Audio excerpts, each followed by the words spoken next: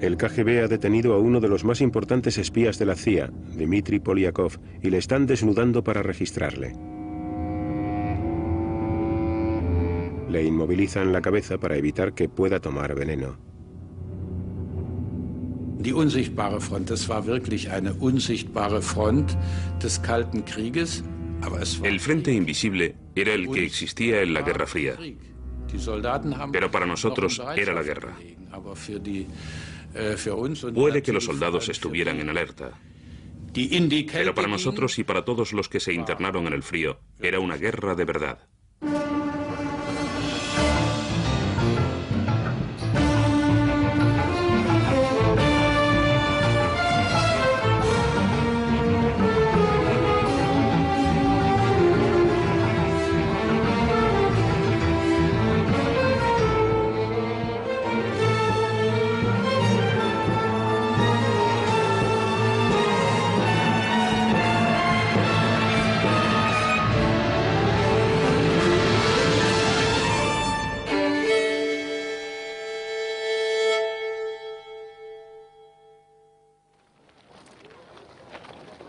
...16 de julio de 1945. Está amaneciendo. Los científicos aliados abandonan Los Álamos y se dirigen al desierto de Nuevo México para presenciar las pruebas de la primera bomba atómica. Habían estado trabajando en ella durante años en el más absoluto de los secretos. Con solo 19 años, Ted Hall era el científico más joven que participaba en el proyecto. Estaba allí. O al menos estaba en una furgoneta o en un camión a unos kilómetros de allí. Se consideraba que a esa distancia estaríamos seguros. No puedo recordar si habíamos hecho circular alguna señal advirtiendo de que las pruebas se estaban realizando en ese lugar, pero de todos modos ese maldito chisme estalló y fue un espectáculo impresionante.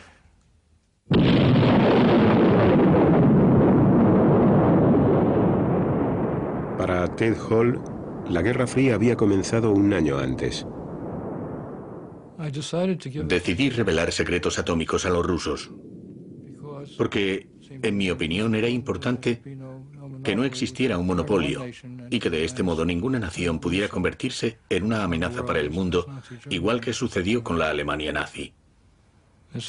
Y todo parecía indicar que solo existía una solución al problema. Lo correcto era actuar para romper el monopolio estadounidense. Había más personas que opinaban como él. El KGB tenía algunas fuentes dentro de Los Álamos que no se conocían las unas a las otras. El científico Klaus Fuchs y Ted Hall pasaron detalles sobre cómo detonar armas nucleares por implosión, un principio tan nuevo para la ciencia soviética que ni siquiera tenía un equivalente en el idioma ruso.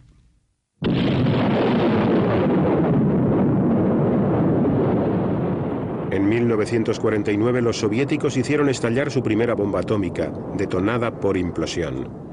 Habían copiado los elementos clave de la bomba estadounidense que destruyó Nagasaki. Los espías le habían ahorrado a la Unión Soviética posiblemente unos 2 años de investigaciones. El FBI interrogó a Ted Hall en marzo de 1951, pero no presentaron cargos por falta de pruebas. Un mes más tarde, los agentes del KGB, Julius y Ethel Rosenberg, fueron condenados a muerte. En medio del fervor antisoviético de la época, se convirtieron en los únicos espías ejecutados en tiempos de paz en los Estados Unidos. Era algo horrible, y con toda certeza introdujo en nuestro país la creencia de que allí el pueblo se consumía entre las llamas, y de que nosotros no estábamos lejos del fuego y podíamos arder también. Los servicios de inteligencia estaban en una situación muy desigual. El KGB operaba en Occidente, pero la CIA se enfrentaba a un mundo hermético. Los trenes que atravesaban la frontera finesa en dirección a Rusia estaban sellados con postigos de acero. Los Estados Unidos sufrieron una gran sequía de información. El desconocimiento del modo de funcionamiento del sistema soviético nos persiguió a nosotros, la CIA, durante toda la Guerra Fría, tanto dentro de la misma Unión Soviética como en cualquiera de los países que no eran más que copias de la URSS, por ejemplo, en Alemania del Este o Cuba, entre otros. La mayor parte de las operaciones de infiltración en territorio soviético estaban condenadas al fracaso desde el principio. Los espías del KGB, como el oficial de inteligencia británico Kim Philby, traicionaban a los agentes occidentales. Philby saltó a la opinión pública por su asociación con sus compañeros y agentes dobles Guy Burgess y Donald McLean. Philby, on the right, holds a press conference to deny charges that he was involved in the disappearance of Burgess and McLean. Well, if there was a third man, were you in fact the third man? No, I was not. You think there was one? No comment. Well, Mr. Philby, the disappearance of Burgess and McLean is almost as much of a mystery today as it was when they went away about 4 years ago or more. Can you shed any light on it at all? No, I can't.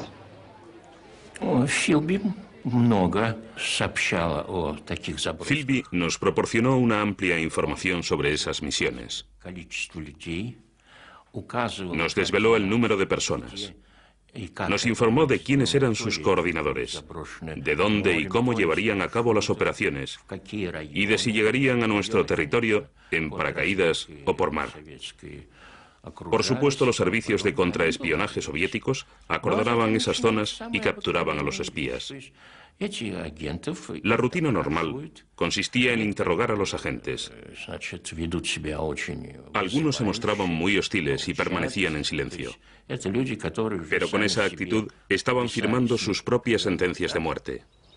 En 1953, el emigrante soviético Mikhail Kudryavtsev se lanzó en paracaídas sobre territorio ruso para llevar a cabo labores de espionaje para la CIA. Al aterrizar, nos ataron y nos llevaron a las oficinas del KGB. Cuando llegó el investigador de Moscú, a toda prisa estaba anocheciendo. Y eso me pareció muy sospechoso. Me dio la impresión de que nos habían estado esperando, de que alguien dentro del KGB sabía de nuestra llegada. Kudryavtsev salvó la vida diciéndole al KGB todo lo que sabía y accediendo a repetir como un papagayo un discurso preparado durante una conferencia de prensa totalmente controlada por el Estado. Este soy yo. Antes de hablar en esa conferencia nos trajeron un discurso preparado y nos dieron 2 días para aprendérnoslo de memoria. Kudryavtsev hizo saber al mundo que había cometido un gran error al pensar mal de la Unión Soviética, que se encontraba sola en su lucha por mantenerse en pie. Para mí fue muy duro tener que decir esas palabras. Muy duro. Pero tuve que hacerlo para que no me llevaran de vuelta a Lubianka. Comenzábamos a creer que ese servicio contaba con una cobertura inmensa y que lo sabían todos sobre nosotros. Ni siquiera un gorrión podía caer sobre territorio ruso sin que el KGB lo averiguara. Y es que en lo que se refiere a nuestras experiencias individuales, sabemos, o sabíamos, que personas como Kim Philby habían desvelado las operaciones que planeábamos. El KGB exhibió toda una selección del equipamiento que le había sido incautado a la CIA. Occidente había vivido un fracaso en el extranjero y la traición en su propia casa. Tenía que volver a empezar desde cero.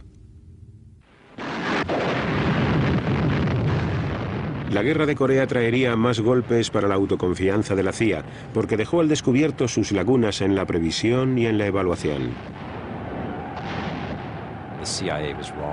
La CIA se equivocaba sobre el comienzo de la guerra. Se equivocaban sobre la implantación y la intervención de China en el conflicto. Y también se equivocaban con respecto a las capacidades de las Fuerzas Armadas norcoreanas. Creo que la guerra de Corea, en lo que a sus fallos de inteligencia se refiere, enseñó muchas lecciones a los servicios políticos y de inteligencia. Y una de las más importantes fue que debíamos mejorar nuestra inteligencia técnica y hacer que las señales y las comunicaciones de estos servicios fueran más que un compromiso. Y con esto contaríamos con muchos recursos que, unidos a la Agencia de Seguridad Nacional y todos agrupados bajo el control del Pentágono, nos permitirían desarrollar una capacidad para interceptar mensajes en cualquier parte del mundo, lo que pondría a nuestra disposición una información extremadamente vital para los agentes de los servicios de inteligencia. Berlín era un centro de comunicaciones donde innumerables líneas de teléfono y de teletipo se cruzaban bajo la ciudad. Para interceptarlas, los estadounidenses y británicos excavaron un túnel muy profundo que penetraba en el sector soviético. El propósito del túnel de Berlín era intervenir las líneas de comunicaciones de las fuerzas soviéticas en Alemania del Este y en Polonia y sus conexiones con Moscú, para proporcionar a nuestros agentes información sobre sus contingentes y para estar prevenidos de antemano ante cualquier movimiento.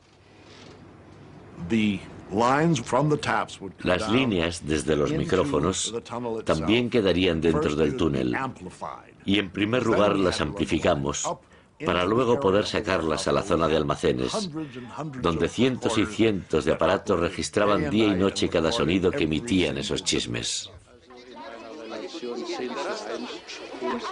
Desde el comienzo, un contacto de los soviéticos, situado dentro de los servicios de inteligencia británicos, le había revelado esta operación al KGB. El traidor era George Blake.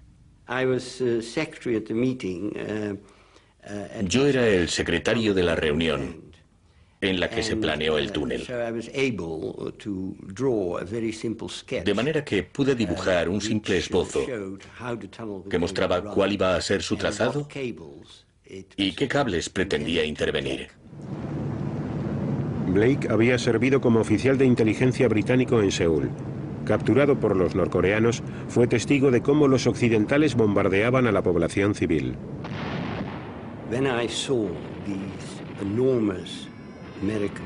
Cuando vi la inmensa fortaleza volante de los Estados Unidos cernirse sobre lo que parecían ser pueblos coreanos indefensos, sentí pena.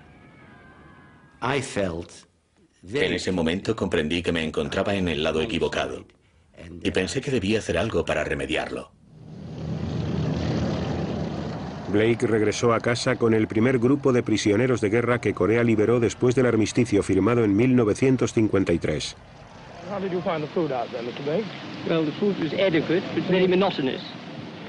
It was monotonous, was it? Very monotonous. Anything special? I mean, any odd things they gave you to eat or anything? No, just rice and turnips mainly. That's pretty impressive diet, isn't it? 3 times a day.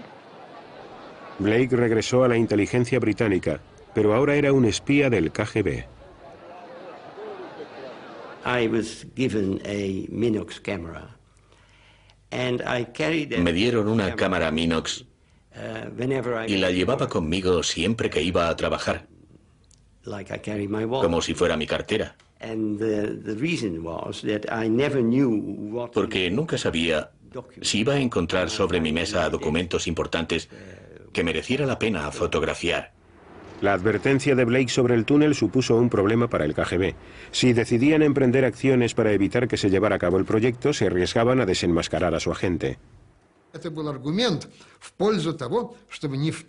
Existía una solución que consistía en no tomar medidas en contra de la construcción del túnel, en no enviar ningún tipo de información errónea a través del túnel y en no mostrar que sabíamos de la existencia de ese túnel. Eran unas decisiones trascendentales porque sabíamos que mientras Blake permaneciera en la inteligencia británica no sería de gran ayuda. De manera que el túnel de Berlín funcionó por cortesía del KGB. Y la CIA, mientras tanto, disfrutaba del filón que este proyecto suponía para los servicios de inteligencia. Recibimos la orden militar de combate destinada a las fuerzas soviéticas de Alemania y Polonia. Y disponíamos información procedente de Moscú, por ejemplo, de toda la reorganización del Ministerio de Defensa. Pero lo mejor de todo esto radicaba en que estábamos recibiendo datos que nunca esperamos recibir. Teníamos todo tipo de datos personales, datos sobre las operaciones del servicio militar de contraespionaje. De manera que en aquel momento estábamos en la cúspide, o eso creíamos, del panorama de contraespionaje en Berlín. Pero el KGB solo estaba esperando el momento oportuno para taponar el túnel. Me previnieron de antemano sobre lo que iba a suceder. Así que, como pueden imaginar, yo estaba sobre ascuas pensando en cómo acabaría todo. Una noche de abril del año 1956. Las fuertes lluvias causaron un fallo en los tendidos eléctricos, proporcionando al KGB la excusa que necesitaba. Así fue como transformaron la gesta de la inteligencia occidental en una victoria para la propaganda soviética. Obviamente, entre nosotros reinaba la tristeza más absoluta. Por otro lado, nos limitamos a encogernos de hombros y a decir, bueno, de todos modos tuvimos suerte de que durase tanto tiempo. 5 años después, George Blake fue traicionado a su vez y condenado a 42 años de cárcel. Le había proporcionado al KGB los nombres de casi 400 agentes que trabajaban para Occidente, supuestamente bajo la condición de que no sufrieran daño alguno. Durante mi juicio, que se celebraba a puerta cerrada, no hubo mención alguna al tema de que yo hubiera sido responsable de la muerte de un cierto número de agentes. No formaba parte del caso de la acusación.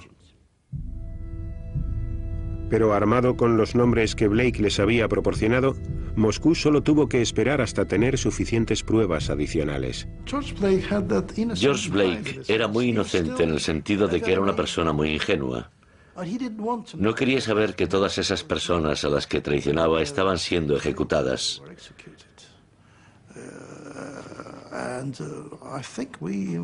E incluso creo que llegamos a discutir ese tema en un determinado momento, pero no quiso creerlo. En su lugar dijo, bueno, me dijeron que eso no ocurriría, pero ocurrió.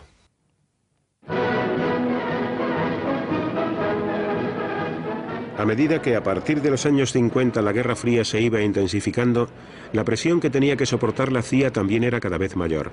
Occidente trataba desesperadamente de conseguir información sobre el tamaño y la potencia de los ejércitos soviéticos, que había podido observar de reojo y fotografiar en espectáculos aéreos celebrados en Moscú o en desfiles con motivo del Día de la Liberación. Pero era la flota de misiles la mayor preocupación de la CIA y también sobre la que poseían menos información.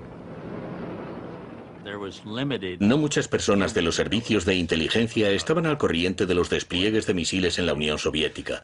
Había pocos servicios de comunicación que plantearan la posibilidad de que esta fábrica o aquella ciudad pudieran estar involucradas en este tipo de actividades debido a su comunicación con emplazamientos conocidos de misiles. Pero lo que más echábamos en falta era alguna evidencia firme y consistente de que realmente estaban desplegando su arsenal. Desde 1956, la superioridad técnica de los estadounidenses comenzó a proporcionarles respuestas. Los aviones de reconocimiento de la CIA, los U-2, sobrevolaron Rusia para fotografiar las bases soviéticas, pero en 4 años de búsqueda no encontraron ninguna zona operacional de lanzamiento de misiles balísticos intercontinentales.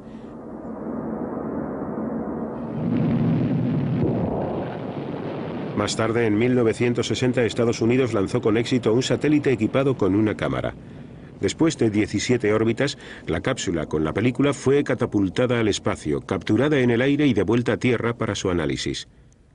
Un vuelo posterior confirmó la existencia de un área de lanzamiento de misiles balísticos intercontinentales soviéticos.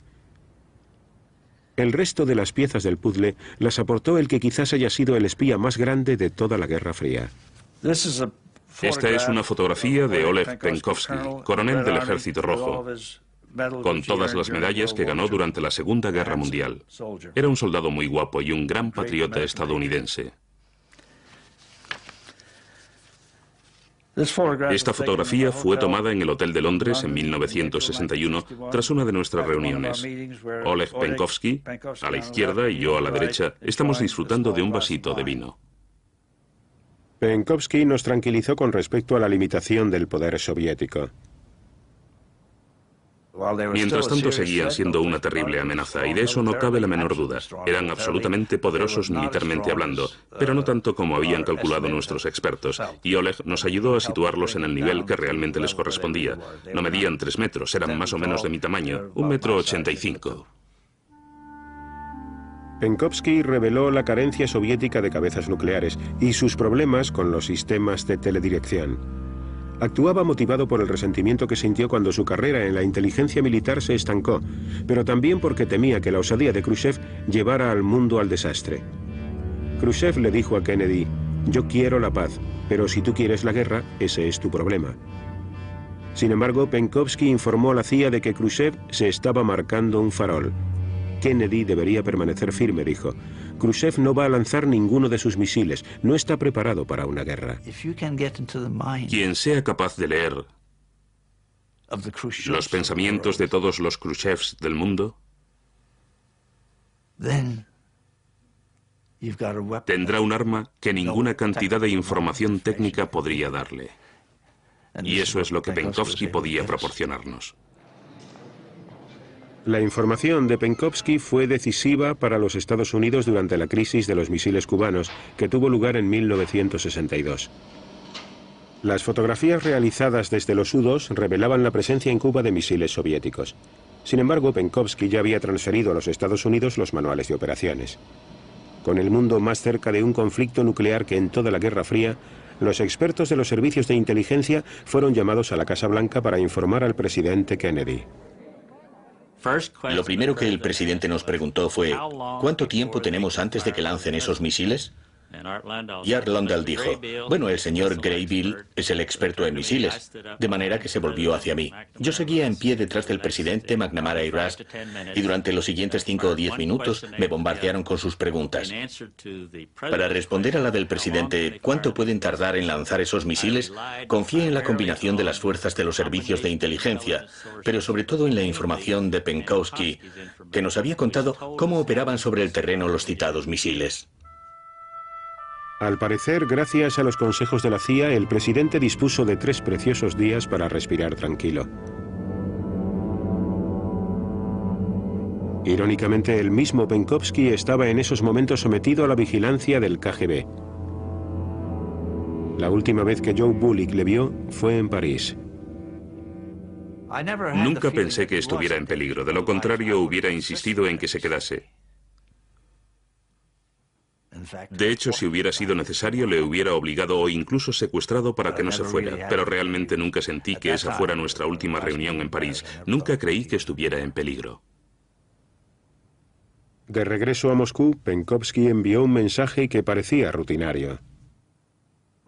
Penkovsky nos dio una señal de que estaban preparando un lanzamiento mortífero, y entonces enviamos a Dick Jacobs para que se ocupara del asunto. Le detuvieron y a los pocos segundos el caso estaba cerrado. Estaba muerto, y Penkovsky estaba en manos del KGB. Eso es todo. Расскажите о начале вашей преступной деятельности. В ноябре 1960 года я решил войти в контакт с американской разведкой, для чего я подготовил письмо, в котором высказал эту свою просьбу и желание начать со мной работу. El principal interrogador del KGB era Alexander Zakboktin. No le interrogamos en una sola ocasión, ni 10 ni 20, sino que debieron ser unas 100. Era perfectamente consciente de que sus acciones podían ser castigadas con la muerte y solía preguntarme, ¿me van a ejecutar? Nunca le dije que no fuesen a ejecutarlo, y le repetía una cosa: solo si confiesas todo lo que sabes y realmente te arrepientes, solo en ese caso puedes esperar clemencia.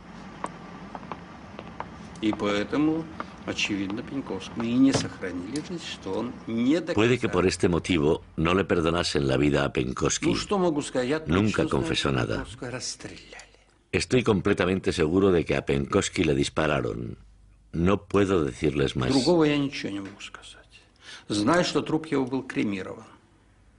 Sé que su cuerpo fue incinerado.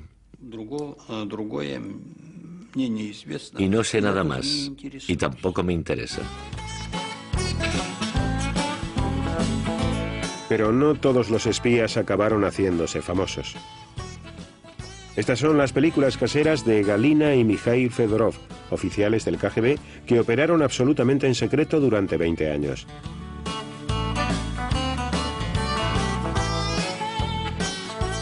Nunca los capturaron. En caso de guerra tomarían su puesto para espiar detrás de las líneas enemigas. Al KGB nunca le faltaron reclutas. Algunos lo hacían por dinero, otros por ideología y otros porque les parecía muy emocionante llevar una vida secreta.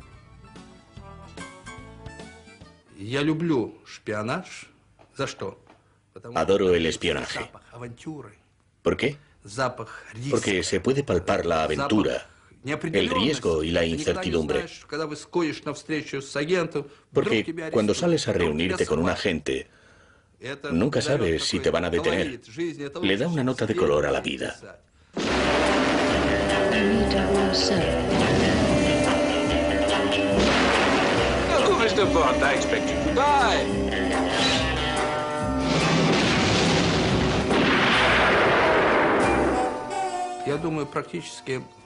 La obsesión por los espías en Londres comenzó aproximadamente por la época en la que llegué a la ciudad. En 1961 nos invitaban a todas partes. Éramos muy populares. Nos invitaban a fiestas privadas y su actitud con respecto a nosotros era muy buena. Pero a medida que avanzaban los años 60, llegaron los grandes desastres como el de Blake y otros espías del KGB. Luego se produjo el escándalo Profumo con la prostituta Christine Keeler. Este suceso conmocionó en cierto grado a Gran Bretaña. Después, cuando llegaba a algún lugar, la gente me preguntaba, ¿es usted un espía? A lo que yo respondía, por supuesto que soy un espía. Los gobiernos occidentales estaban cansando de que hubiera tantos agentes del KGB en su zona. En 1971, los británicos expulsaron a 105 agentes de la inteligencia soviética que fueron identificados por un desertor. La tecnología poco a poco se iba ocupando de las tareas más duras del espionaje. Ahora los satélites podían interceptar las comunicaciones radiofónicas y los datos de las pruebas de lanzamiento de los misiles de los rivales. Las películas filmadas desde el espacio ya no tenían que ser devueltas a la Tierra. El satélite tomaba la fotografía desde el cielo y transmitía su imagen directamente al puesto de uno de los analistas en los Estados Unidos, que podía ver lo que ocurría en el territorio internacional, sin levantarse de su mesa. Este constituyó el mayor éxito logrado por los servicios de inteligencia de la Guerra Fría. A través de las fotografías y de las escuchas electrónicas, cada bando recibía cantidades ingentes de información, a menudo demasiada para que los analistas pudieran ocuparse de toda. El espionaje tecnológico incluso contribuyó a ayudar a las superpotencias a poner rumbo hacia la paz. Los sistemas técnicos eran casi esenciales para controlar el proceso de armamentos. Gracias a las fotografías y a las escuchas electrónicas, lo sabíamos todo sobre los sistemas militares rusos. En una ocasión, cuando estábamos negociando el SALT II, o Tratado para la Limitación de Armas Estratégicas, tuve que presentarme ante el Senado y decir, si ratifican ese tratado, podré observar todo lo que suceda desde esta distancia. Y así sabré si están cumpliendo o no con los términos del tratado. A pesar de contar con una flota de barcos espía, puestos de escucha en todo el mundo y Sputniks en el cielo, la inteligencia técnica soviética seguía por detrás de Occidente. Incluso así, ellos afirmaban que habían averiguado los códigos cifrados de más de 60 países, aunque muchos de ellos los obtuvieron mediante el robo y el chantaje.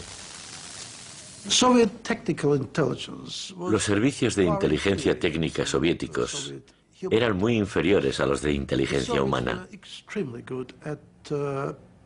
Los soviéticos eran extremadamente hábiles aplicando las técnicas de persuasión, con las que conseguían que muchas personas abrazasen su ideología. Los métodos de espionaje del KGB se propagaron más allá de los conflictos existentes entre las superpotencias, y así fue como se creó un sistema de vigilancia rutinaria de los ciudadanos de a pie, que realizaba la Policía Secreta de Alemania Oriental, o Stasi. La Stasi habitaba un mundo moral de su propiedad. Los interrogatorios se solían grabar, era una práctica rutinaria, pero además había cámaras por todas partes. Las relaciones entre las diferentes áreas del contraespionaje y con el departamento encargado de llevar a cabo los interrogatorios eran muy amistosas. Allí había todo tipo de gente y reinaba una atmósfera cordial. No eran esa clase de personas retorcidas que utilizan métodos atroces para extraer confesiones de la gente.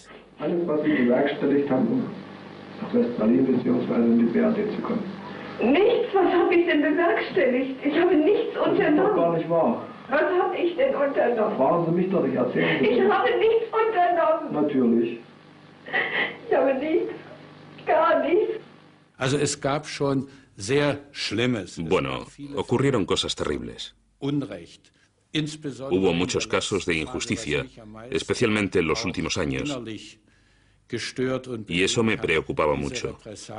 Se tomaron represalias contra muchas personas solo por el hecho de tener diferentes ideas políticas y también contra quienes querían una forma mejor de socialismo. Vera Bollenberger se unió al Movimiento por la Paz de Alemania del Este en 1981, animada por su esposo Knud. El motivo personal que me impulsó a oponerme a la política del Estado fue la decisión que se tomó a principios de los 80 de colocar misiles en la RDA y de introducir la instrucción militar en las escuelas. La Stasi acosaba continuamente a Vera y a su familia. Incluso llegaron a robar en su casa y se aseguraron de que perdiera su trabajo como profesora. Su marido permaneció a su lado hasta el final. En 1988, Vera fue detenida cuando se dirigía a una manifestación. Su delito, llevar un estandarte con las palabras de Rosa Luxemburgo escritas en él. La libertad es la que posee nuestro rival. La sometieron a un interrogatorio y la encarcelaron. En 1991, cuando la RDA se vino abajo, Vera pudo acceder a su archivo de la Stasi y al verlo se enteró de que el principal informador en su contra había sido su propio marido. Realmente no puedo expresar cómo me sentí. Era una situación muy extrema, como si hubiera estado muerta durante un momento y luego hubiera vuelto a la vida.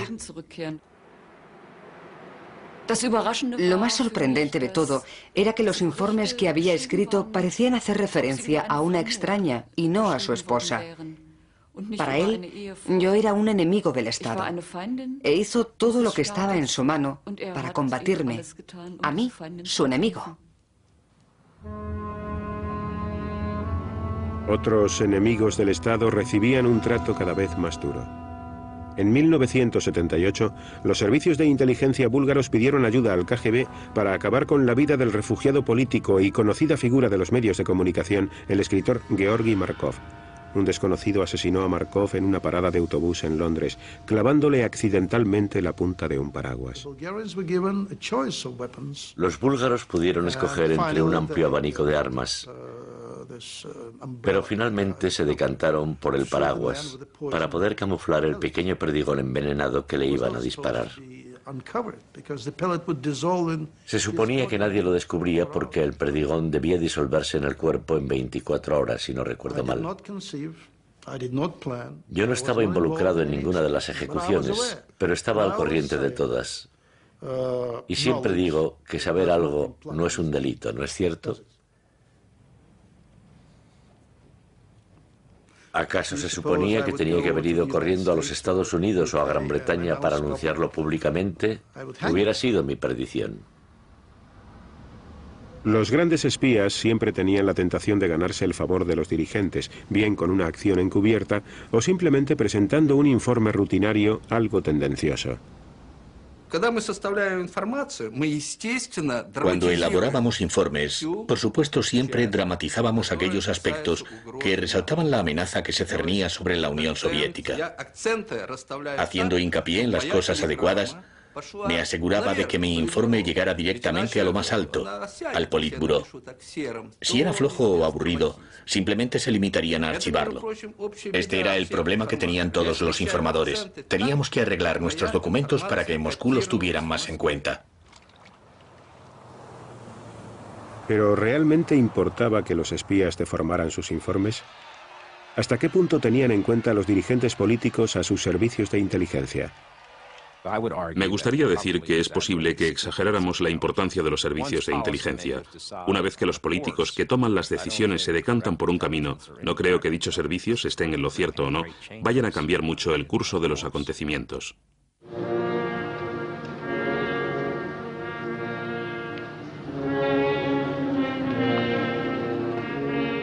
Noviembre de 1988. Kim Philby es enterrado con todos los honores en un cementerio de Moscú. Primero, hacía ya casi 50 años, había traicionado a Gran Bretaña pasando secretos al KGB. Pero nunca se llegaba a depositar plena confianza en los conversos. Al final, el KGB le abría el correo y tenía su teléfono pinchado. Parecía que la era de este espía había terminado. De hecho, durante los 80 la CIA había situado a sus agentes cuidadosamente dentro de los servicios de inteligencia y los círculos de defensa soviéticos. Entre ellos había fuentes preciosas como Adolf Tolkachev, experto en aeronáutica, al que vemos aquí de camino a una reunión en Moscú con su contacto de la CIA. De repente, el KGB aparece para detener al más importante de los espías soviéticos de la CIA.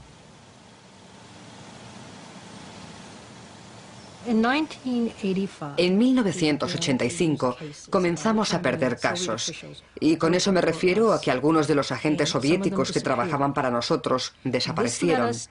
Esto nos llevó a pensar que algo iba mal, pero no nos imaginamos que se trataba de un topo. Y entonces Occidente perdió al general Dmitry Polyakov, de la inteligencia militar soviética. Polyakov se había retirado tras 18 años ejerciendo como espía, cuando el KGB saltó sobre él. Había sido reclutado mientras se encontraba en las Naciones Unidas, en Nueva York.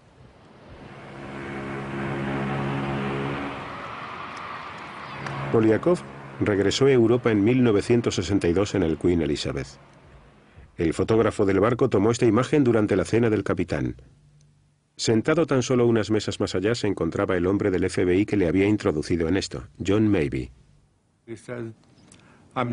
Dijo, no estoy nada satisfecho con el cariz que están tomando las cosas en la Unión Soviética.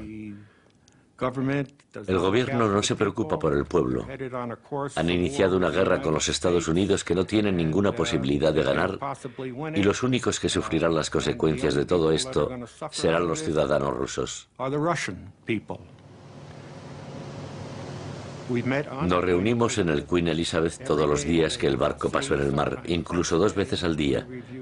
Revisamos literalmente miles de fotografías de soviéticos que habían pasado por los Estados Unidos o que se habían establecido por todo el mundo, y él identificó un cierto número de esas imágenes con nombres y apellidos. Polyakov era nuestra joya de la corona y trabajó para nosotros durante muchos años. Llegó a tener una categoría tal que en lugar de observar una organización a través de los ojos de nuestras fuentes, nosotros la mirábamos de abajo arriba con Polyakov.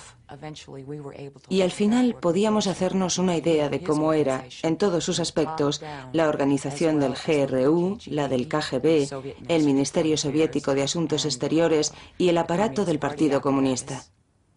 En 1991 Sandy Grimes se unió al equipo que investigaba las desapariciones de agentes de la CIA. Al mando se encontraba Jean-Bert Feil, que ahora sí sospechaba que en sus filas había un infiltrado del KGB. Llevar a buen fin un caso de contraespionaje en el que se pretende encontrar a un topo siempre resulta una tarea muy larga y difícil. Cuando por fin completamos una lista de las personas que podrían haberlo hecho, nos quedamos con 198 nombres. La caza del infiltrado duró 3 años y les llevó hasta un agente que trabajaba para los servicios de contraespionaje de la CIA, Aldrich Rick Ames.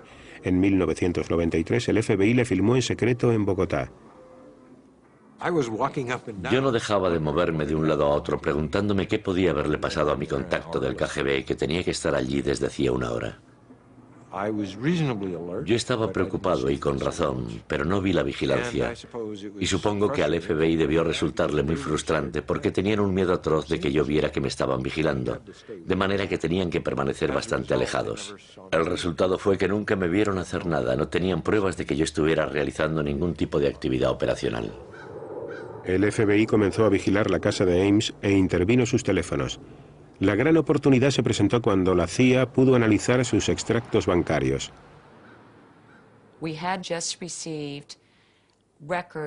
Uno de los bancos de Rick nos envió la documentación.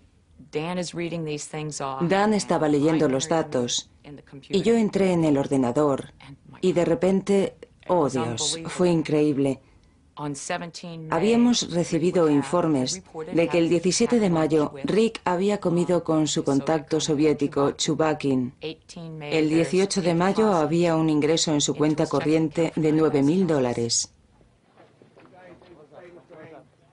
El 21 de febrero de 1994, después de haber llevado una vida extremadamente lujosa, Ames fue detenido acusado de ser un espía junto a su esposa Rosario. Sorpresa, depresión. Admites inmediatamente que se ha acabado y toda la vida pasa ante tus ojos. Sentía que este era el final, pero no experimentaba sensación de alivio, era algo mucho más doloroso. En abril de 1985, Aldrich Ames había entrado en la embajada soviética en Washington y había comenzado a vender secretos al KGB. Por ellos le pagaron un total de $2.700.000. Bueno, los motivos por los que tomé esa decisión en abril de 1985 eran personales, banales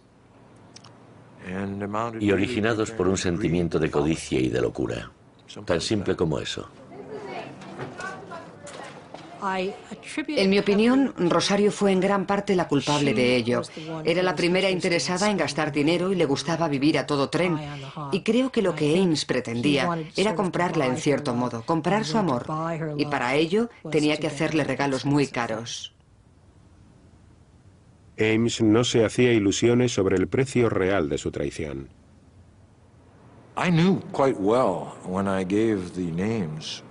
Cuando di los nombres de nuestros agentes en la Unión Soviética,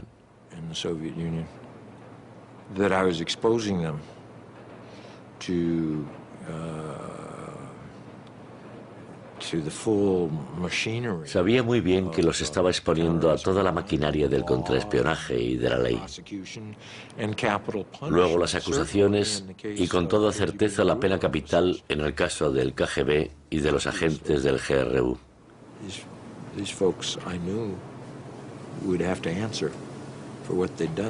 Evidentemente, yo sabía que esos chicos tendrían que responder por sus actos.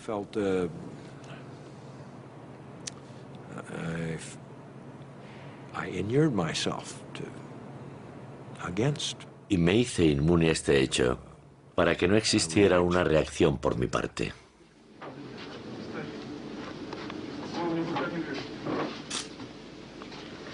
Dmitry Polyakov fue uno de los 25 agentes a los que Ames traicionó.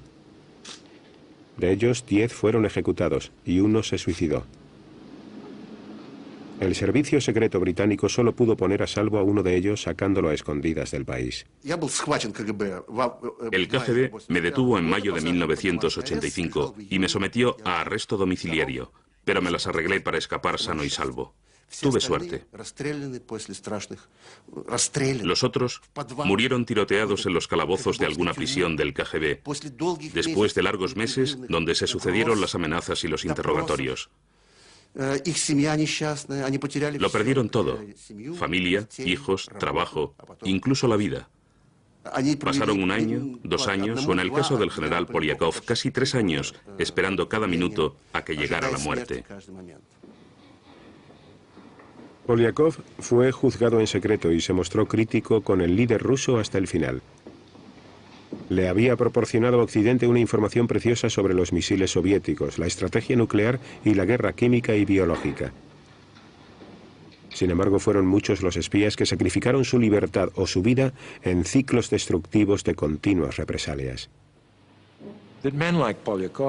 Los hombres como Polyakov revelaron nombres, revelaron secretos, y yo hice lo mismo por razones que a mí me parecían suficientes.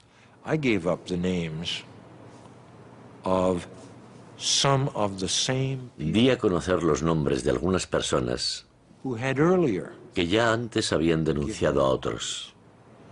Es un círculo maligno que se cobra un terrible precio en vidas humanas.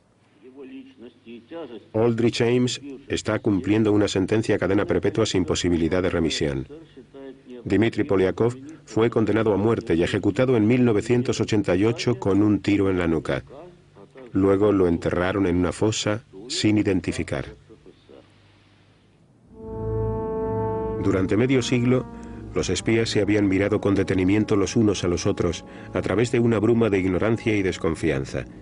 Y las valoraciones que efectuaban sobre sus oponentes resultaban verdaderamente acertadas. Pero pocos eran capaces de responder a esta dura pregunta. ¿Acaso pretende el enemigo combatirnos? A pesar de los inmensos recursos de la CIA y del KGB, la respuesta sigue oculta no en la foto de un satélite ni en el informe de un agente, sino en la mente de sus rivales.